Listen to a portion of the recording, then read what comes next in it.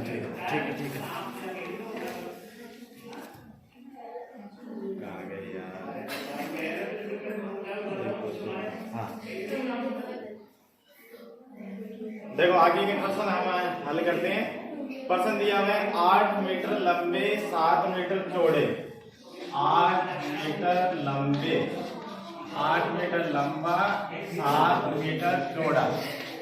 8 metre लंबा 7 metre चौड़ा और 6 मीटर ऊंचे डिब्बे में 6 मीटर ऊंचा डिब्बा दिया हुआ है। उसमें 8 सेंटीमीटर लंबे, 7 सेंटीमीटर लंबे तथा 6 सेंटीमीटर ऊंचे कितने डिब्बे रखे जा सकते हैं? इसमें 8 सेंटीमीटर लंबा, 7 सेंटीमीटर चौड़े और 6 सेंटीमीटर ऊंचाई के कितने डिब्बे रखे जा सकते हैं? तो पहले तो जो अपने को आकृति दी हुई है 1 नंबर, इसका आयतन ज्ञात करते हैं। फिर 2 नंबर वाली का, तो 1 नंबर की जो आकृति है उसका आयतन ज्ञात करते हैं। 1 नंबर की जो आकृति है उसका आयतन ज्ञात करते हैं। और दी हुई आकृति घनाभ के आकार की है, तो अपने सूत्र की सहायता से घनाभ का जो आयतन ज्ञात करने का सूत्र था वो था लंबाई गुणा चौड़ाई गुणा ऊंचाई। तो लंबाई गुणा चौड़ाई गुणा ऊंचाई। लंबाई यहाँ पे दी हुई है 8 मीटर, तो 8 और इसके बाद में 7 मीटर और यहाँ पे 6 मीटर ऊंचाई दी हुई है।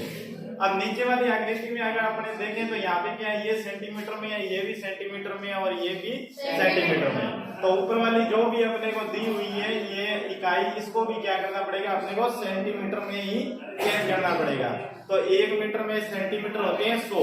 कितने होते हैं? 100।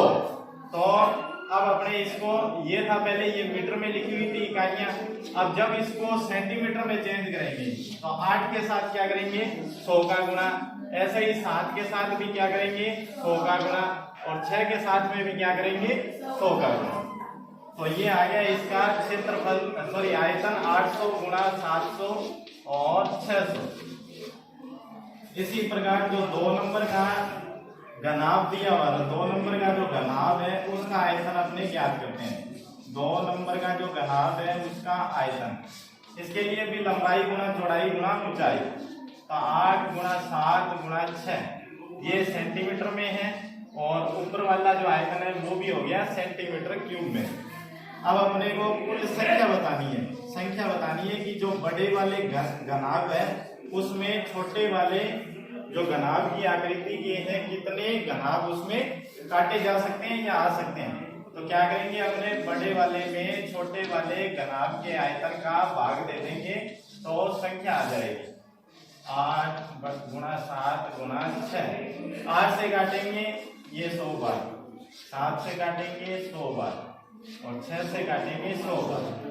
इनको हल कर लेते हैं, हमने गुणा करना पड़ेगा 100 गुणा 100 गुणा 100 और ये हो गया। इसके बाद ये 6 0 लग जाएगी।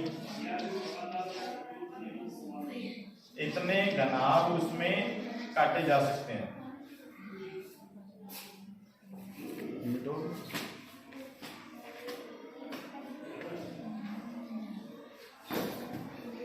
आगे एक प्रश्न दिया हुआ है 24 मीटर लंबा 8 मीटर ऊंचा 60 सेंटीमीटर चौड़ी दीवार बनाने के लिए 24 सेंटीमीटर लंबी 12 सेंटीमीटर चौड़ी तथा 8 सेंटीमीटर ऊंची कितनी ईंटें लगेगी, जबकि दीवार के कुल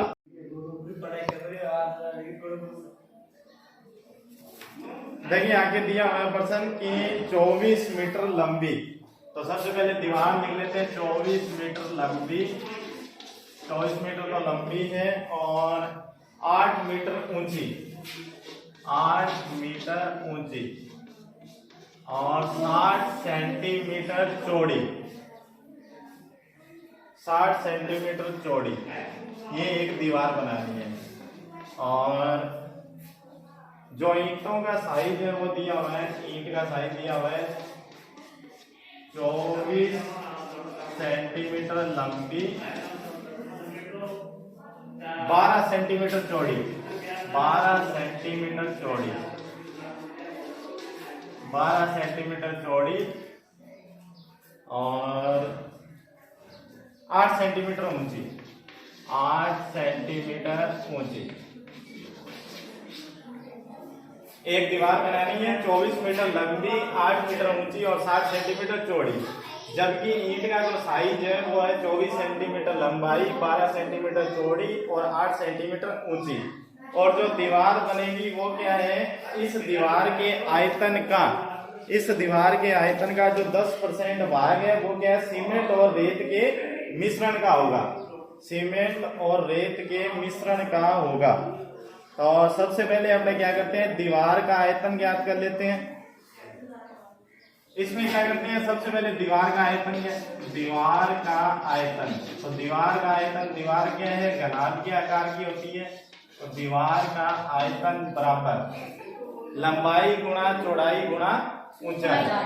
तो सबसे पहले जो भी राशियां आपको दी हुई है सबको एक ही इकाई में अपने को करना है।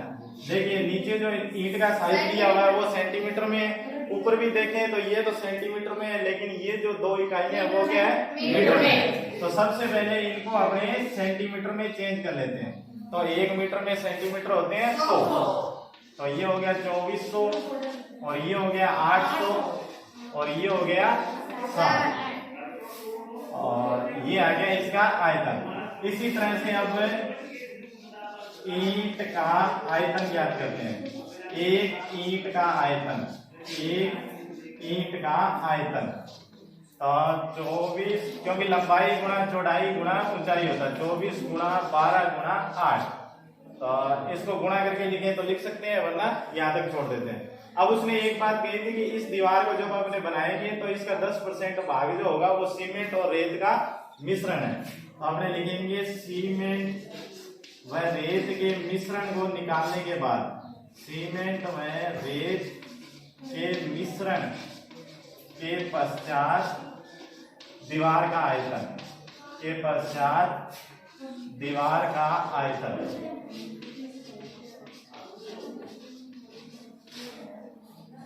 ये जो आयतन आया ये आया है तब जब उसमें क्या है, दीवार में किसी भी प्रकार का सीमेंट या रेत नहीं लगेगा।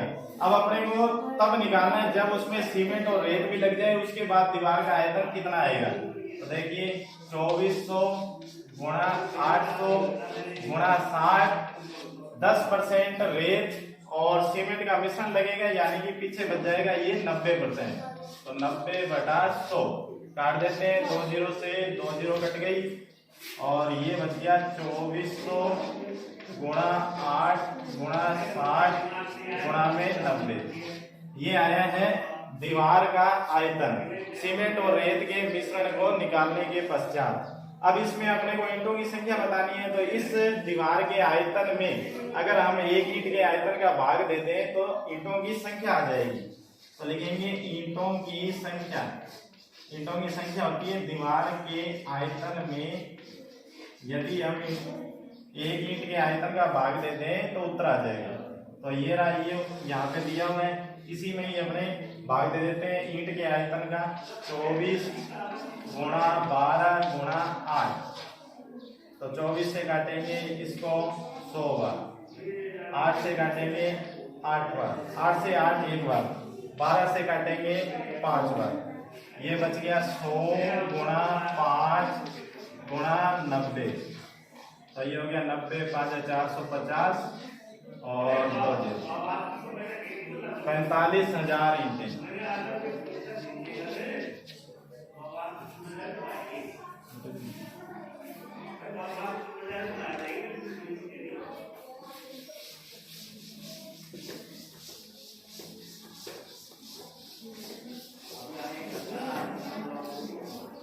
आगे एक प्रश्न दिया हुआ है, एक घनाभ है जिसके विकर्ण की जो माप है वो है 28 सेंटीमीटर। एक घनाभ के विकर्ण की माप 28 सेंटीमीटर है। इसके तीनों कोरों की लंबाई 44 सेंटीमीटर है। तो पहले जो दिया हुआ है उसको लिखते हैं घनाभ के विकर्ण की माप।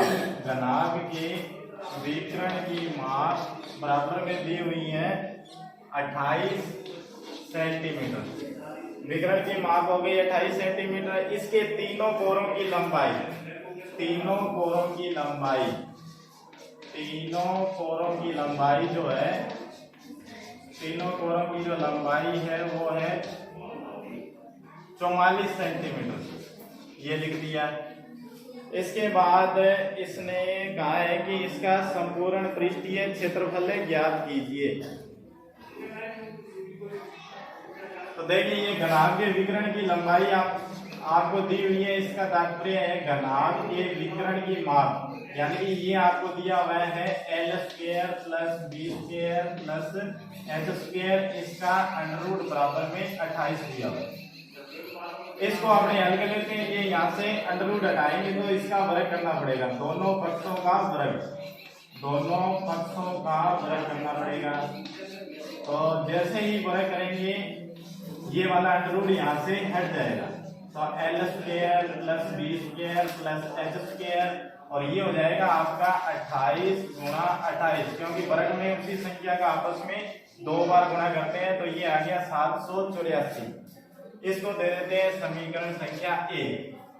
अब इसी प्रकार ये दिया हुआ था कि तीनों कोरों की लंबाई, तीनों कोरों की जो लंबाई है वो दी हुई है आपको 44 सेंटीमीटर, यानी कि तीनों कोरों की लंबाई, यानी कि लंबाई फिर चौड़ाई, तीनों कोरों की लंबाई का योग, तीनों कोरों की लंबाई का योग है 44 सेंटीमीटर प्लस h बराबर में 44। ये अपने को दिया हुआ है। अब अपने करते हैं इसका वर्ग, इसका भी वर्ग करते हैं। तो वर्ग करने पर क्या होगा, देखिए इसका वर्ग करते हैं। तो l square plus b square plus h square plus 2lb plus 2bh plus 2hl बराबर करेंगे, तो बराबर में 44 गुणा 44, 44 का वर्ग लिखना है अपने को। तो 44 के वर्ग के लिए 44 को 44 से गुणा करेंगे आपस में दो बार, 4 चौक 16, 1 आई 17, फिर 6 7 1 6 3 1936, यहाँ लिख देंगे बराबर में 1936। ये हो गई समीकरण संख्या 2। समीकरण 1 से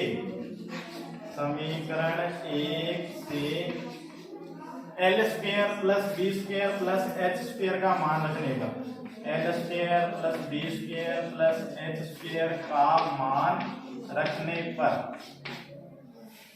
तो इसकी जगह अपने मान रख देंगे। कितना रखेंगे, 784 प्लस 2lb प्लस 2bh हो गया प्लस 2hl बराबर था 1936।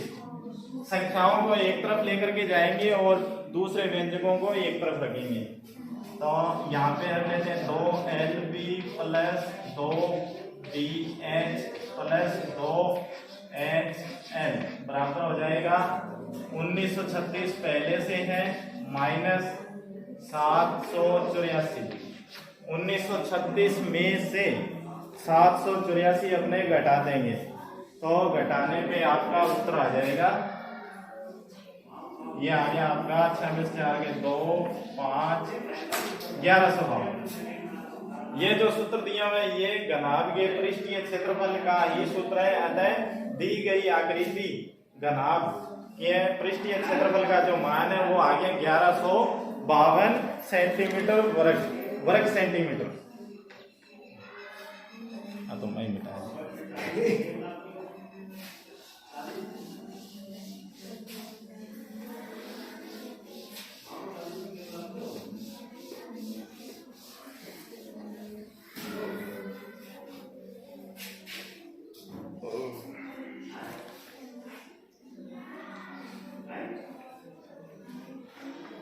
आगे देखिए एक और एडवांस प्रॉब्लम दी हुई है। घनाभ की लंबाई चौड़ाई तथा ऊंचाई का योग, घनाभ की लंबाई चौड़ाई तथा ऊंचाई का योग, यानी कि घनाभ की लंबाई प्लस चौड़ाई तथा ऊंचाई, लंबाई चौड़ाई तथा ऊंचाई का योग 19 दिया हुआ है, 19 सेंटीमीटर। ये लिख दिया। इसके बाद दिया हुआ है इसके विकर्ण की लंबाई 5√5 सेंटीमीटर है। तो विकर्ण की लंबाई, विकर्ण का सूत्र होता है L² plus B² plus H² बराबर में 5√5। तो घनाभ का संपूर्ण पृष्ठीय क्षेत्रफल ज्ञात कीजिए। इसको आगे करते हैं। समीकरण संख्या 1 और ये हो गई 2। समीकरण 1 का वर्ग करते हैं तो ये हो जाएगा L² plus B² plus H² plus 2LB plus 2BH plus 2HL बराबर में 19 का 19 से गुणा करेंगे यानी 361। ये हो गई 3 नंबर। और इसी प्रकार समीकरण संख्या 2 का भी वर्ग करते हैं। समीकरण 2 का भी वर्ग करते हैं।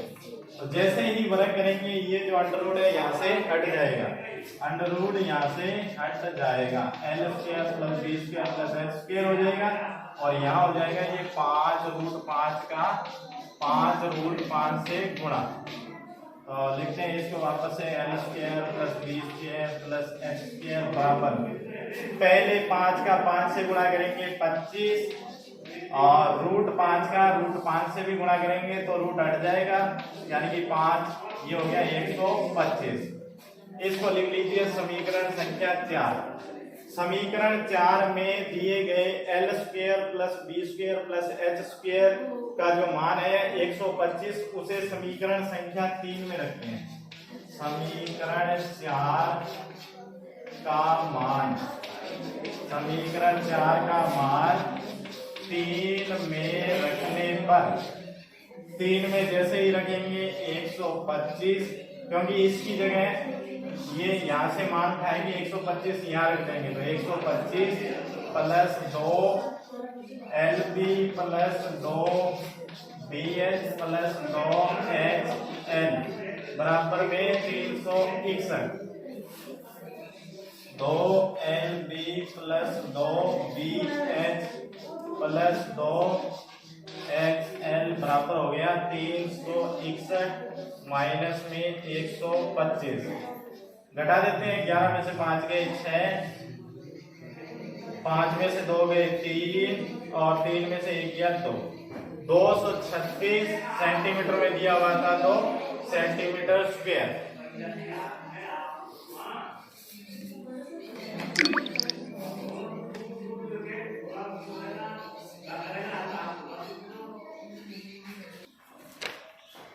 प्रश्न दिया हुआ है लोहे का एक सहतीर 9 मीटर लंबा है, 40 सेंटीमीटर चौड़ा है और 20 सेंटीमीटर ऊंचा है।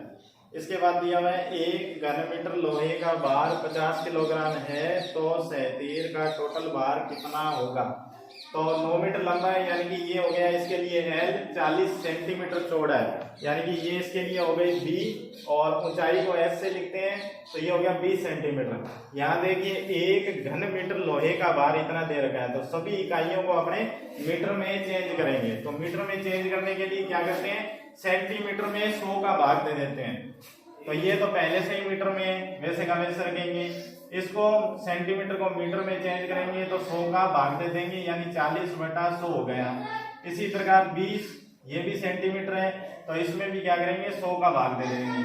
अब लिखते हैं सहतीर का आयतन, सहतीर का आयतन। तो जैसे ही सहतीर का आयतन ज्ञात करेंगे तो ये है, ये होता है लंबाई गुणा चौड़ाई गुणा ऊंचाई। तो लंबाई दी हुई है 9, उसके बाद में चौड़ाई दी हुई है 40/100 और इसके बाद 20/100। 1 0 से 1 0, इस 0 से ये 0, तो ये हो गया आपका। फिर 2 से काट देते हैं इसको 50 बार, 2 से काटेंगे 2 बार और 2 से काटेंगे 25 बार। 9 दूनी 18/25, 18/25 मीटर की घात 3, 18/25 मीटर की घात 3। अब ये 1 घन मीटर, 1 घन मीटर का जो भार है वो दिया हुआ है 50 किलोग्राम। 1 घन मीटर का जो भार है वो है 50 किलोग्राम। तो सहतीर का जो कुल आयतन है वो 18/25 मीटर की घात 3। तो 18/25 का जो भार है उसके लिए हमें क्या करेंगे, गुणा कर देंगे। 18/25 और गुणा में 50, 2 से काटा तो ये हो गया 18 दूना 36 मीटर की घात, सॉरी किलोग्राम।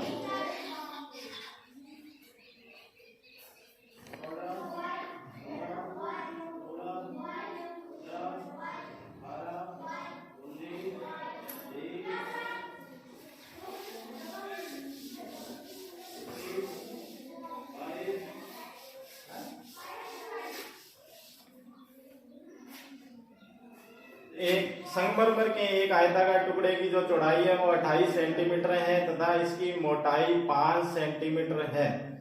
एक यदि टुकड़े का भार, इस संपूर्ण टुकड़े का भार 112 किलोग्राम है, यदि एक घन सेंटीमीटर संगमरमर का भार 25 ग्राम है तो टुकड़े की लंबाई क्या होगी।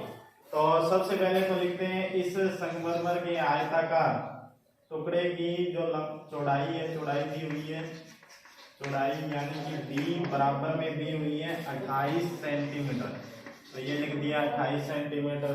इसके बाद मोटाई दी हुई है 5 सेंटीमीटर, मोटाई यानी कि 5 सेंटीमीटर, हाइट होगी 5 सेंटीमीटर, और पूरे के पूरे टुकड़े का भार 112 किलोग्राम है। पूरे के पूरे टुकड़े का भार 112 किलोग्राम है। टुकड़े का भार बराबर में 112 किलोग्राम है। टुकड़े का भार क्या है, 112 किलोग्राम है। यदि एक घन सेंटीमीटर संगमरमर का भार 25 ग्राम है तो टुकड़े की लंबाई क्या होगी। तो एक घन सेंटीमीटर टुकड़े का जो भार है, टुकड़े का जो भार है वो है 25 ग्राम, 25 ग्राम। तो आपने बताना है टुकड़े की लंबाई, टुकड़े की लंबाई बतानी है, यानी कि लंबाई बराबर में क्या होगी।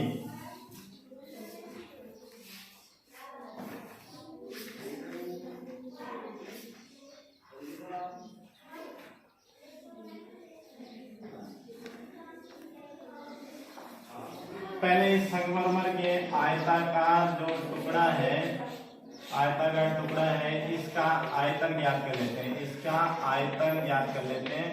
तो आयतन ज्ञात करने का सूत्र लंबाई गुणा चौड़ाई गुणा ऊंचाई।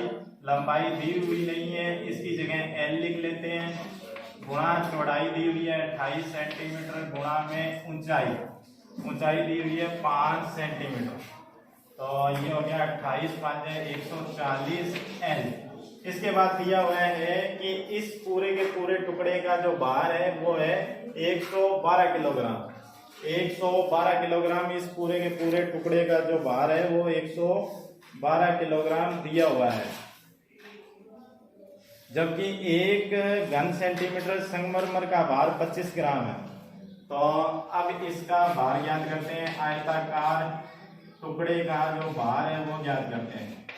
इसका आयताकार टुकड़े का पूरा आयतन आया है 140 L। तो इसका जब अपने भार ज्ञात करेंगे तो इसको एक घन सेंटीमीटर का भार है 25 ग्राम, तो 140 L घन सेंटीमीटर का जो भार है उसके लिए अपने गुणा कर देंगे 25 से, क्योंकि एक का 25 है तो 140 L के लिए अपने को गुणा करना पड़ेगा ज्यादा है। तो 140 इंटू में 25 इंटू L, ये हो गया इसका भार। और इसके बाद में पूरा जो भार दिया हुआ है वो दिया हुआ है, इसका जो संपूर्ण भार दिया हुआ है वो 112 किलोग्राम दिया हुआ है, 112 किलोग्राम दिया हुआ है। तो अपने को इसमें लंबाई बतानी है। क्या बतानी है, लंबाई बतानी है। तो अब अपने L को एक तरफ रख लेते हैं और बाकी को दूसरी तरफ लेके चले जाते हैं। L बराबर 112 और बटे में आपके आ जाएगा 140 इंटू में 25, काट देते हैं 28 से, 28 5 140, 28 से कटेंगे 4 बार, और ये आ गया 4 बटा 125 और इंटू में 1000, 25 से 5 बार, 25 से 4 0 और 5 से फिर काटेंगे 8 बार 32। ये यहाँ पे जो टुकड़े का भार आया था ये यहाँ ये दे रखा है, ये ग्राम में है।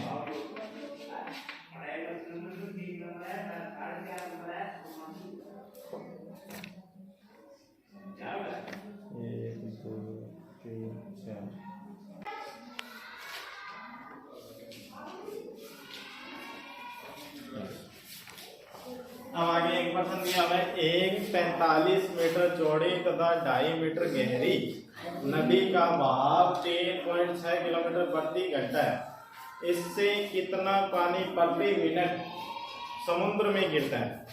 तो पहले लिख लेंगे नदी जो है इसके लिए चौड़ाई कितनी है, बी बराबर में है 45 मीटर। इसके बाद 2.5 मीटर गहरी, तो H बराबर में 2.5 मीटर दिया हुआ है। और इसके बाद नदी का बहाव, इसका बहाव जो दिया हुआ है वो दिया हुआ है 3.6 किलोमीटर प्रति घंटा।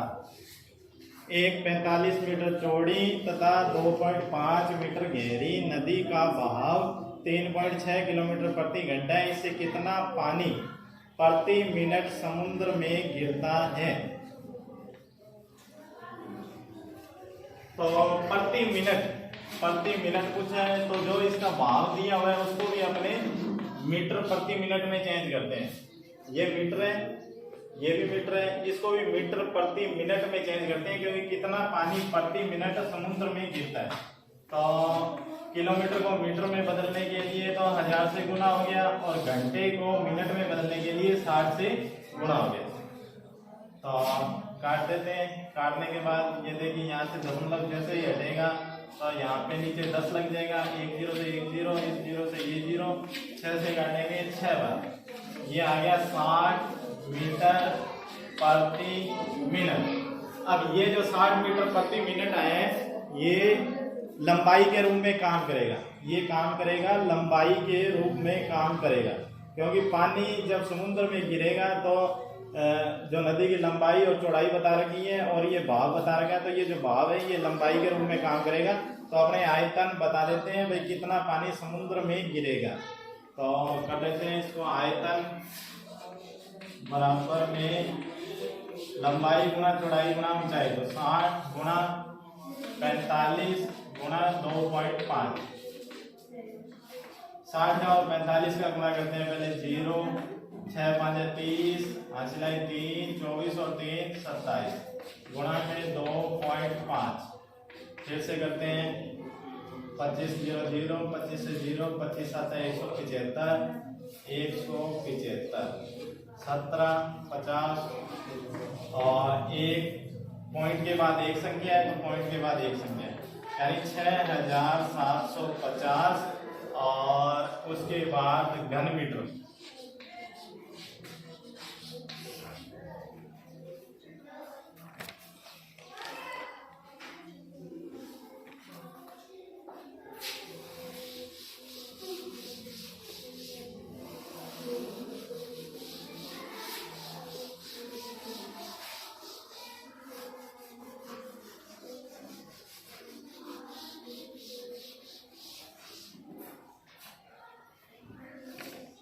एक आयताकार पानी की टंकी के आधार का जो क्षेत्रफल है वो 6500 वर्ग सेंटीमीटर है। इसमें भरे पानी का आयतन 2.6 घन मीटर है। टंकी में पानी की गहराई क्या होगी? पहले लिख लेते हैं आयताकार पानी की टंकी। आयताकार पानी की जो टंकी है, आधार का क्षेत्रफल, इसके आधार का जो क्षेत्रफल है वो है 6500, उसके बाद में वर्ग सेंटीमीटर, 6500 वर्ग सेंटीमीटर दिया हुआ है, और भरे हुए पानी का जो आयतन है वो 2.6 घन मीटर है। इसमें भरे पानी का आयतन बराबर में 2.6 घन मीटर है। तो इसमें ये बताना है कि टंकी में पानी की गहराई क्या होगी। ये सेंटीमीटर में दिया हुआ है और ये मीटर में दिया हुआ है, तो पहले इसको सेंटीमीटर वाले को मीटर में चेंज करते हैं। और जैसे ही चेंज करेंगे तो क्या है 6500। और अगर सिर्फ सेंटीमीटर में हो तब तो क्या करते हैं 100 से भाग देते हैं, लेकिन ये क्या है वर्ग सेंटीमीटर में है, इसलिए 100 × 100 से भाग देना पड़ेगा। अब आयतन का सूत्र लगाते हैं। आयतन बराबर लंबाई गुणा चौड़ाई गुणा ऊंचाई। लंबाई गुणा चौड़ाई जो होता है वो होता है क्षेत्रफल के बराबर, तो यहां लिख देंगे आधार का क्षेत्रफल गुणा ऊंचाई। और यहाँ आयतन है, आयतन के नीचे आयतन जितना ज्ञात किया आपने वो लिख देंगे, तो 2.6 बराबर आधार का क्षेत्रफल है 6500 बटा में 100 गुणा 100 और इंटू में ऊंचाई 2.6। ये भाग में इस तरफ जाएगा पक्षांतरण के नियम से, तो इस तरफ आने पे ये गुणा में हो जाएगा ऊपर, और ये ऊपर लिखा हुआ है तो इस तरफ ये आ जाएगा नीचे बराबर में h। ये पॉइंट हटाएंगे तो यहाँ से नीचे लग गया 10, इस जीरो से ये जीरो, ये 2 जीरो से ये 2 जीरो गई, ऊपर हो गया 26 गुणा 10 और नीचे 65। 13 से काटेंगे 13 दूना 26, 13 से काटेंगे 5 बार, 5 एकम 5, 5 दूनी 10, ऊपर बच गया 2 गुणा 2 यानी कि 4। तो ऊंचाई का जो मान है वो आ गया है, या गहराई का 4 मीटर।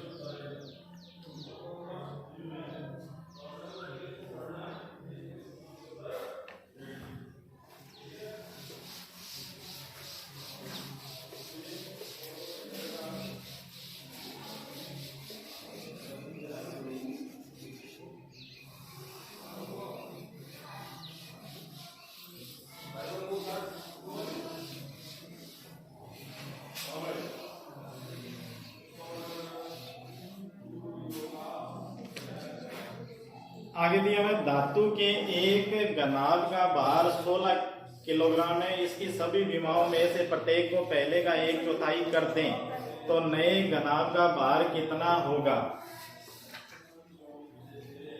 धातु के घनाभ का भार, धातु के घनाभ का भार बराबर में 16 किलोग्राम, ये पहले है। और बाद में क्या है, बाद में आपने बताना है कितना हो जाएगा यदि 1/4 कर दें, लंबाई भी 1/4, चौड़ाई भी और ऊंचाई भी, तो नए घनाभ का भार कितना होगा। धातु के एक घनाभ का भार पहले 16 किलोग्राम है, यदि इसकी सभी विमाओं को 1/4 कर दें, यानी लंबाई भी 1/4 पहले की, चौड़ाई भी 1/4 और ऊंचाई भी, तो बाद में उसका भार कितना होगा।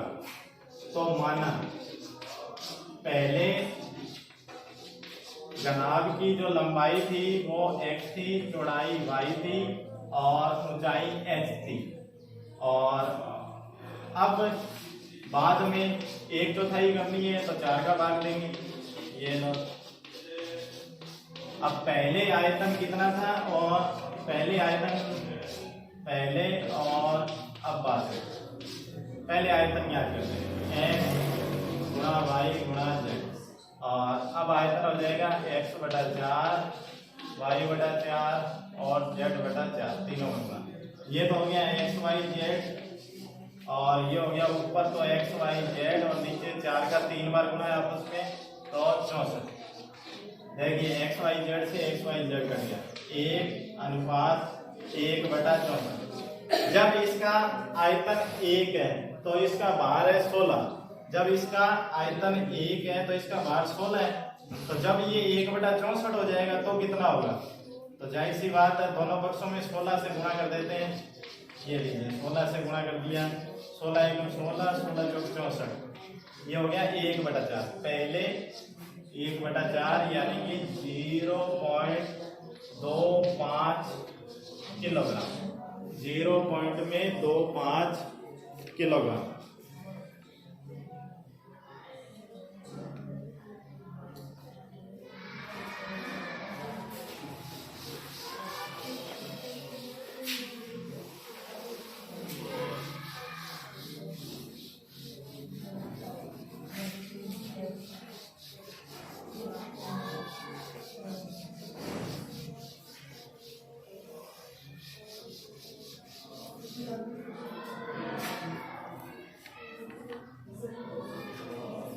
1.5 हेक्टेयर 1.5 हेक्टेयर क्षेत्रफल है किसी मैदान का। उसमें 5 सेंटीमीटर बारिश गिरने पर इकट्ठे पानी का आयतन कितना होगा?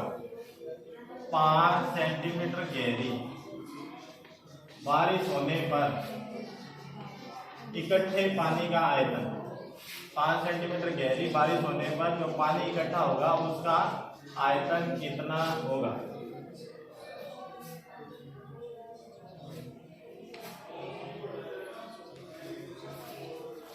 तो ये है क्षेत्रफल। तो क्षेत्रफल दिया हुआ है 1.5 हेक्टेयर में। इसको जब अपने वर्ग मीटर में चेंज करेंगे तो इसको गुणा करते हैं हमेशा 10,000 से। तो 10,000 से गुणा करेंगे तो ये हेक्टेयर यहाँ से हट जाएगा और ये हो जाएगा वर्ग मीटर में। तो गुणा कर देते हैं, ये हो गया 15 और 3 जीरो लग जाएगी क्योंकि 4 जीरो है, 4 लगेगी। इसके बाद ये पॉइंट लगाएंगे तो लास्ट वाली जीरो हट जाएगी। ये हो गया घन मीटर, वर्ग मीटर हो गया ये, वर्ग मीटर। ये हो गया इसका क्षेत्रफल। इसके बाद अपने को आयतन बताना है, यानी पानी कितना इकट्ठा होगा वो आयतन से ही पता लगता है। तो आयतन बराबर में हो जाएगा आधार का क्षेत्रफल, यानी कि L गुणा B गुणा H होता है, L गुणा B होता है आधार का क्षेत्रफल। आधार का क्षेत्रफल है 15,000 वर्ग मीटर, 15,000 वर्ग मीटर। और ऊंचाई बतानी है तो ऊंचाई 5 सेंटीमीटर दी हुई है, तो इसको सेंटीमीटर में दी हुई है, इसको भी मीटर में चेंज करेंगे। तो मीटर में चेंज करेंगे तो 100 से भाग दे देंगे, 100 से भाग देंगे, ये दे दिया 2 जीरो से 2 जीरो, ये आ गया 750 घन मीटर। इतना पानी उस मैदान में इकट्ठा हो जाएगा।